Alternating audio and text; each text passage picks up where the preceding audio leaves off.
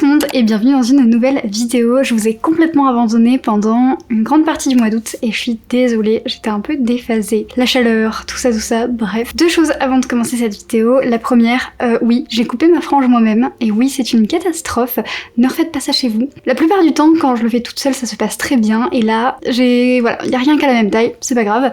Et deuxième chose, est-ce que vous voyez qui est-ce que je suis en train d'imiter là? Ma coiffure, ma tenue. Attendez, je vais essayer un truc. J'essaye de faire Mercredi Addams dans la nouvelle série Mercredi Wednesday qui devrait sortir bientôt, que j'ai trop hâte de voir. Je vous mets une image juste ici.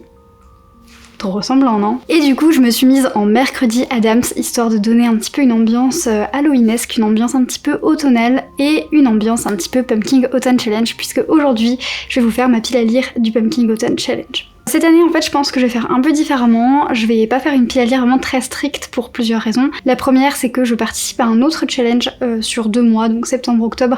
C'est la conquête de Westeros, c'est un challenge Game of Thrones. Les places étaient limitées, c'était sur Bookstagram et ensuite sur Discord. Donc ça sert à rien que je vous en parle en long, en large et en travers, puisque voilà, c'est plus possible de s'inscrire. C'était sur le compte de Aurélie lit des livres que moi je l'avais vu, donc n'hésitez pas à aller la suivre. Je me souviens pas forcément du nom des autres, parce qu'elle le fait avec 4 autres personnes. Mais voilà, j'essaierai de vous trouver tout ça et de vous mettre tout ça en barre d'infos, histoire que l'année prochaine, vous voyez peut-être passer l'information si ça vous intéresse.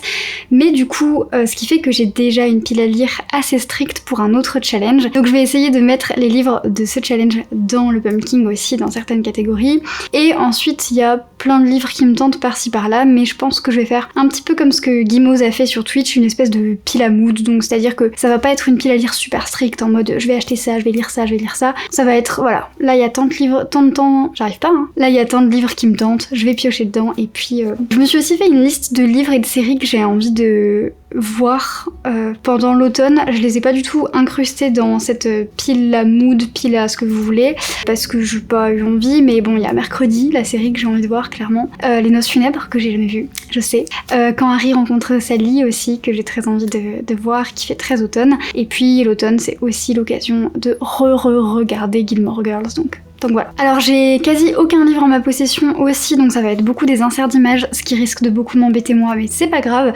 La nana elle a pas fait de montage depuis 1 mois et elle reprend le montage avec une vidéo méga compliquée, méga chiante, mais c'est pas grave. Du coup, donc j'ai pas la moitié des livres avec moi parce que tout simplement j'essaye de vider ma pile à lire, et donc le principe c'est pas de tout acheter, voilà. Donc je vais piocher un petit peu comme ça vient et voilà. Donc le premier menu c'est Automne frissonnant et la première sous-catégorie c'est Ghost Hunt, et donc là il faut, voilà, bon je vais pas vous dire toutes les sous-catégories, n'hésitez pas à aller voir la vidéo de Guimauve, mais en gros possession, esprit, ce genre de trucs. Et donc j'ai choisi 2 livres. Le premier c'est L'héritage de l'esprit roi de me souviens plus le nom de cette madame, c'est une catastrophe. C'est une française si je dis pas de bêtises, c'est publié chez ActuSF, c'est sorti il y a pas très longtemps et normalement je devrais le recevoir dédicacé parce que ActuSF ils ont fait une offre spéciale quand on achetait le livre en août sur le site de ActuSF, il était dédicacé, donc je devrais le recevoir d'ici pas très longtemps. Et du coup je l'ai mis aussi dans mon challenge Game of Thrones, donc c'est pour ça que je l'ai mis ici. Il y a le mot esprit dans le titre, voilà, pour moi ça rentrait. Je me souviens plus trop le plot, mais ça se passe, c'est de la fantasy, ambiance un petit peu japonisante, voilà, avec des esprits, des yokai, ce genre de trucs, il m'en fallait pas plus. Et j'ai mis un deuxième livre, c'est Thornhill de Sami Pam. La meuf n'a pas préparé sa vidéo, concrètement, on peut le dire, la meuf n'a pas préparé sa vidéo. Et vous savez quoi, je vais même pas vous mentir, non, je l'ai pas préparé, non. Je suis débordée en ce moment, mais même pas par des vrais trucs, je suis débordée par la vie. Genre je suis débordée par mes émotions et par la vie, c'est tout. Donc je galère, tout va bien, ce n'est pas grave.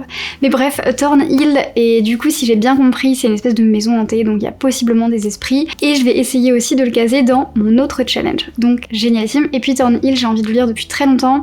C'est un graphique en même temps, donc je pense que ça peut se lire très vite, l'ambiance est super chouette. Enfin, ça fait plusieurs fois que je passe devant et que je veux l'acheter, donc voilà. Ensuite, Le Portrait du mal, donc là il faut mettre un livre avec une couverture, un visage peint dessus ou dessiné dessus. Ça m'a pas beaucoup inspiré, mais j'ai un livre dans ma pile à lire numérique qui pour le coup rentre, je crois. En fait j'ai même pas vérifié. Bon, ça ne rentre pas vraiment.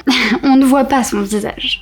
Mais je décide que ça rentre quand même parce qu'il y a quand même son visage qui est dessiné et il a l'air d'être plutôt possédé par le mal, donc ça rentre. Il me tentait depuis quelques temps, j'en avais entendu beaucoup de bien, j'avais hésité à un moment donné à l'acheter, mais le côté il faisait un peu peur, me faisait un peu peur, mais aujourd'hui je suis une grande fille je pense que je peux réussir à le lire. Donc voilà, je vais le mettre dans cette catégorie. Ensuite, des Sakuma Drops au milieu des Lucioles. Alors j'ai fait Drops. Sakuma Drops. Donc là, c'est biographie, historique, frères et sœurs, etc. etc. J'étais inspirée, en même temps pas inspirée pour cette catégorie. Enfin, il n'y avait rien qui m'inspirait vraiment l'automne. Mais cela dit, il y a un livre que j'ai choisi pour mon autre challenge que j'ai casé là-dedans du coup. C'est Le silence de mon père de... À chaque sous-catégorie, je découvre un petit peu plus que je n'ai pas préparé ce challenge. Enfin, je sais plus le nom de l'autrice. C'est une autrice d'origine vietnamienne, franco-vietnamienne je crois. Je vais avoir tellement de taf au montage à vérifier toutes les conneries que je raconte, truc de ouf. Mais bref, et en fait elle raconte l'histoire de son père qui a émigré. J'ai appris genre en 5e la différence entre immigré et émigré, mais j'ai toujours un doute quand je les utilise. Bref, qui a quitté le Vietnam et du coup sa vie au Vietnam, etc. Donc il y a un peu d'historique et il y a du biographique et j'aime bien l'ambiance. En plus je suis assez contente, ça se passe ça se passe pas au Japon, mais du coup ça se passe en Asie, donc je suis un peu contente d'avoir retrouvé l'essence. Et c'est vrai que j'aime de plus en plus découvrir des textes sur le Vietnam. Voilà, j'ai eu ma période Liban, maintenant j'ai ma période Vietnam. Ensuite, pour automne de l'étrange, donc qui est le menu un petit peu nouveau de cette année, la première sous-catégorie c'est les mystérieux habitants de Pottsfield, qui est une référence de Over the Garden Wall et que je voulais justement voir cet automne. J'ai oublié de vous le dire au début, mais il est aussi dans les séries que j'ai envie de voir. Malheureusement, il est plus sur Netflix, donc la meuf s'y prend pas du tout au mauvais moment, mais c'est pas grave, je vais le trouver. Et donc là, il faut lire un livre avec les thématiques automne, Halloween, etc.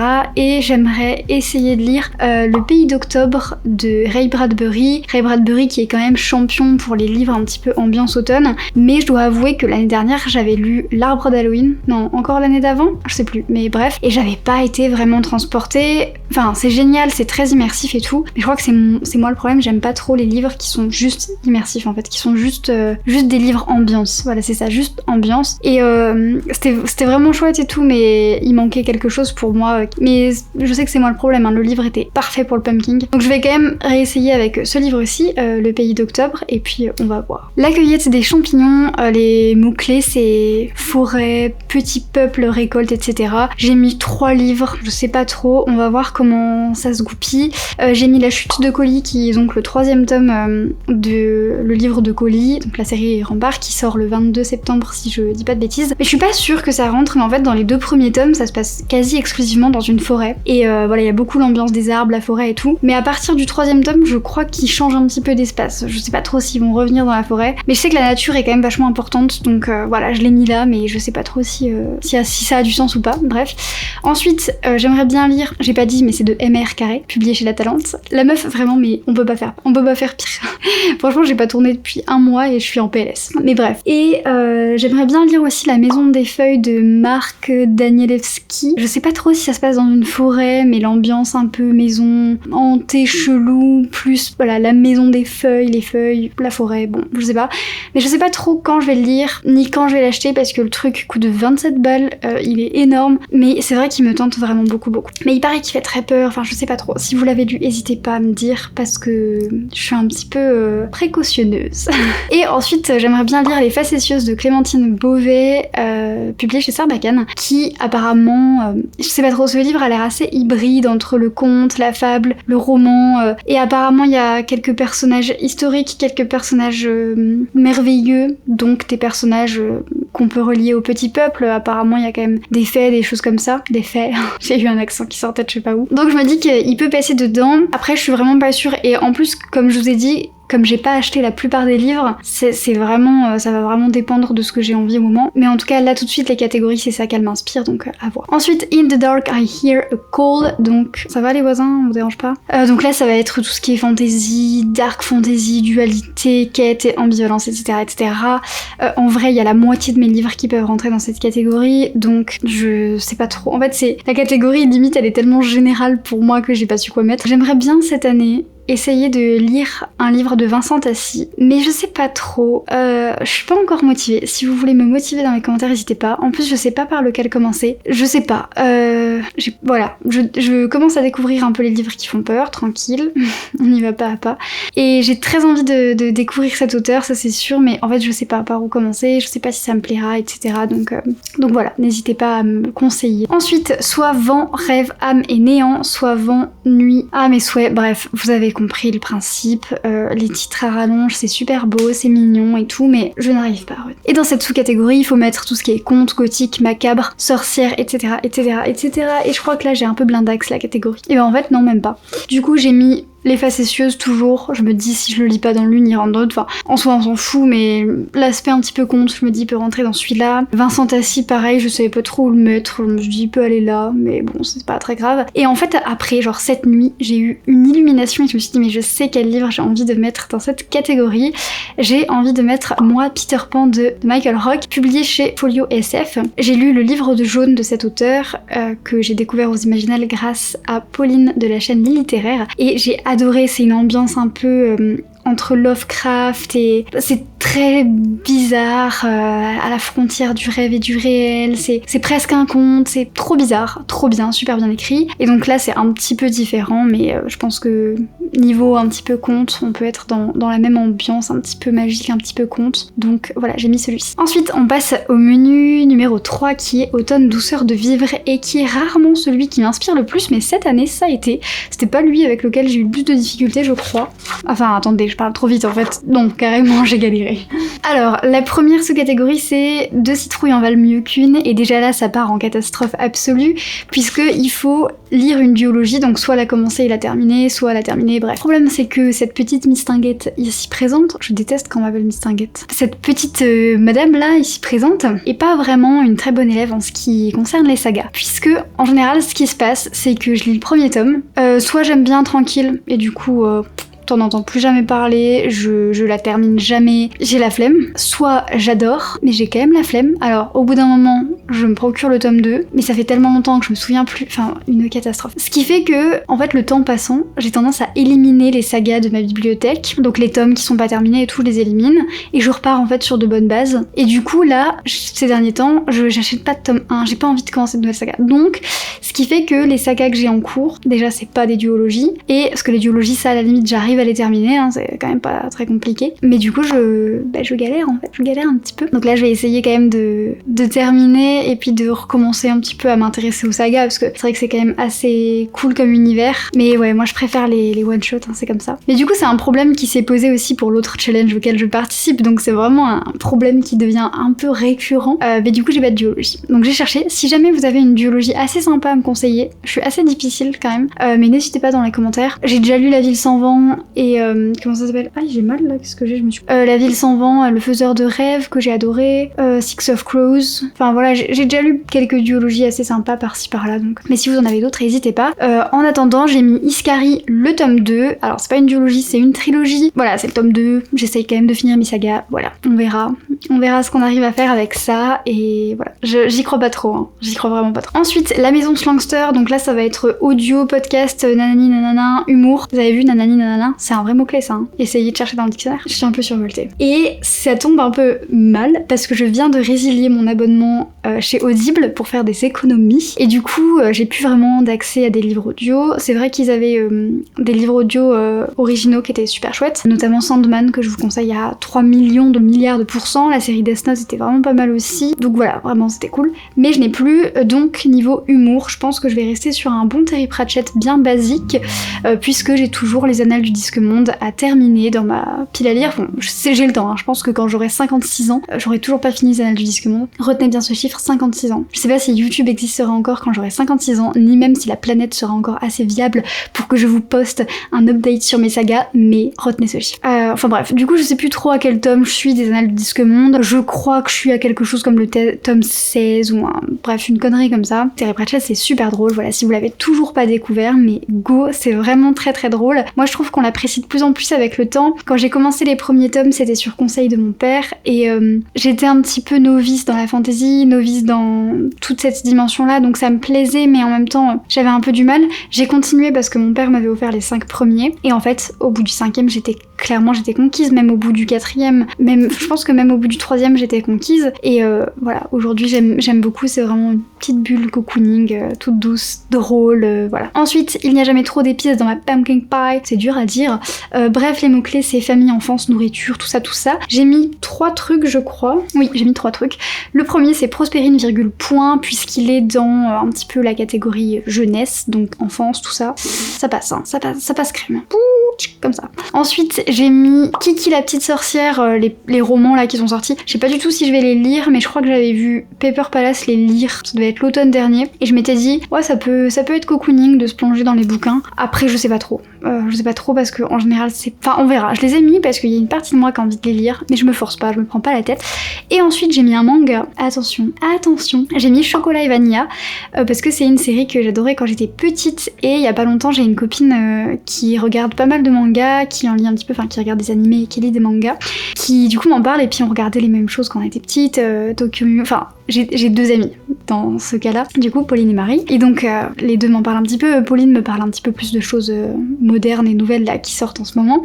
Avec Marie, on parle aussi beaucoup de choses qu'on regardait quand on était plus jeune. On s'est fait une session où on a regardé les épisodes de Nana, voilà, ce genre de trucs, et elle a acheté récemment sur Vinted les 8 tomes de Chocolat et Vanilla, et je me suis dit, oh, trop bien. Donc elle va me les prêter normalement, et donc je me suis dit que ça pouvait être l'occasion de un peu replonger en enfance, replonger dans cette période-là toute douce. Je les avais jamais lus, je les ai regardés à 2 reprises, je crois, une fois jeune et une fois adulte, et c'est drôle parce que jeune j'étais team Vanilla, adulte j'étais team Chocolat. N'hésitez pas à me dire vous étiez team qui. Ensuite, chante-moi une chanson. J'ai retenu comme mot-clé pour cette sous-catégorie mythes et légendes, et j'ai mis 2 livres. Le premier, j'ai mis Iskari, comme ça je me dis meuf, il est dans 2 catégories, donc lis-le en fait, parce que c'est de la fantasy orientale qui tourne beaucoup autour de mythes et de légendes. Je crois que j'ai tellement rien résumé, cette vidéo c'est un carnage, mais c'est pas grave, vous commencez à connaître le phénomène. Mais voilà, il y a beaucoup cet aspect voilà, mythes et légendes qui me plaît beaucoup en plus. Et sinon j'en ai mis un deuxième que je suis pas sûre de lire parce que en fait vous le savez ou vous le savez pas, mais en août et ensuite jusqu'à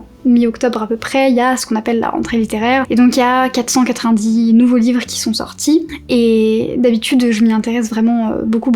Cette année un peu moins, parce que ça m'intéresse un petit peu moins, mais j'ai quand même vu 2-3 titres sympas, et le problème c'est que les titres grand format coûtent une fortune, et que je peux plus me permettre de dépenser des 1000 et des 100 par mois en livres. J'ai essayé de restreindre mon budget, ce qui est très compliqué, mais du coup le livre là en l'occurrence c'est un grand format, et je pense qu'il sera un petit peu cher, donc j'irai voir en médiathèque, j'irai voir un peu partout, mais bon. Et du coup il s'agit de La Cité des nuages et des oiseaux de Anthony Doerr, je sais pas comment dire, c'est publié chez Albin Michel. C'est l'auteur qui avait écrit Toute la lumière que nous ne pouvons voir. C'était un livre sur la guerre avec un personnage aveugle, une jeune femme aveugle et un soldat allemand, je crois, un truc comme ça. J'avais vraiment bien aimé. Et là du coup ça parle, apparemment ça parle d'un manuscrit qui aurait traversé les siècles et qui date de l'Antiquité grecque, etc.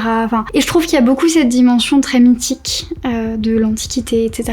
Donc ça m'a un petit peu parlé là-dessus. Et c'est un livre que j'aimerais bien aussi mettre dans mon challenge Game of Thrones. Mais du coup voilà, j'ai peur que ça me coûte un demi-rein, donc on va voir. Et enfin, le dernier menu, c'est Automne rayonnant, et c'est un menu qui m'a quand même donné un peu de fil à retordre. Et donc cette première sous-catégorie, c'est We All Born Naked, The Rest is Drag. Je l'ai pas dit très bien, mais allez voir la vidéo ce qui pose. En gros, ça veut dire on est tous nus et le reste c'est de la drague. Je sais pas c'est quoi la traduction littérale pour la drague en mode drague. Et du coup, les mots-clés c'était LGBTQIA+, inclusivité, diversité, amour de soi, tout ça. Et j'avoue que j'ai fait un virage à je sais pas combien de degrés, parce que j'ai pas pris un livre qui parlait j'ai pas pris un livre avec des thématiques LGBTQIA+, mais j'ai pris un livre sur la diversité, mais une autre forme de diversité. J'ai pris un livre sur le racisme. Ça s'appelle Jeune fille modèle de Grace Lee, et j'aimerais bien en mettre un deuxième si jamais j'ai le temps et j'ai l'argent surtout. J'aimerais bien aussi lire donc c'est de la non-fiction, le deuxième dont je vous parle. Ça s'appelle Kif Taras, c'est écrit par Rokhaya Diallo et Grace Lee. Et en fait, à la base, Kif Taras, c'est un podcast qui parle de racisme, du coup, qui aborde plein de thématiques sur le racisme, et c'est trop bien. Et je connaissais le podcast, mais je connaissais pas le livre, et je l'ai vu dans la vidéo de Christiane Tran, où elle lit 7 jours en 7 livres. Oui, bien sûr, on est fatigué ici. Ouais, je vous ai dit que j'étais débordée par mes émotions, c'était une catastrophe. Où elle lit 7 livres en 7 jours, et du coup, je me suis dit que j'avais très envie de le lire, et en cherchant un petit peu sur internet des renseignements sur ce livre, j'ai découvert que Grace Lee, donc l'une des 2 personnes qui fait ce podcast, avait écrit un roman qui s'appelle Jeune fille modèle, et qui a l'air de parler un petit peu de sa vie quand même, puisque ça parle d'une jeune fille asiatique, donc qui est chinoise du Cambodge d'origine, qui vit à Paris, et ça pose plein de questions sur les origines, sur le racisme, voilà, ça a l'air très très chouette, ça m'intéresse vraiment beaucoup. Ensuite, la catégorie You Cannot Eat the Money, donc je sais pas pour qui je me suis pris, You Cannot Eat the Money, et c'est sur l'écologie post-apocalyptique, SF, etc., etc. Et je me suis découvert une passion pour la science-fiction, mais alors un truc de fou, hein. Un truc de fou là, juillet-août, je suis madame science-fiction. Je vais vous faire un update lecture science-fiction juste après, j'en ai lu quelques-uns, hein. C'est un truc de fou.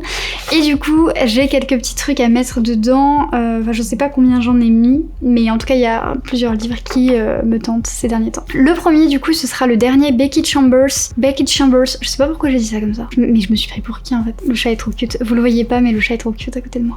Donc le dernier, Becky Chambers, qui est un premier tome, hein. Un premier tome, bon le truc fait à peine 150 pages mais c'est un premier tome. C'est un psaume pour les recyclés sauvages, ça a l'air super chouette, et je pense que déjà c'est de la science-fiction, mais Becky Chambers a l'air de pas mal parler d'écologie et de choses comme ça. Je l'ai découverte il y a vraiment pas longtemps, je suis très contente parce que je voulais vraiment la lire cette année, donc je suis très contente que ce soit chose faite. Ensuite j'ai mis La planète des poupées de Christine Renard, qui apparemment est quand même un vieux classique de la science-fiction, mais qui a été réédité il y a pas longtemps chez les éditions de l'Apprenti, un truc comme ça. Mais le machin, difficilement trouvable sur internet, dans aucune librairie. En fait, je suis tombée dessus à Bordeaux, dans une librairie. La couverture m'a attirée, le titre m'a attirée, je l'ai pris en photo mais je l'ai pas acheté. Et après, pour le retrouver, une tannée quoi. Et donc là, je l'ai commandé direct sur le site de l'éditeur.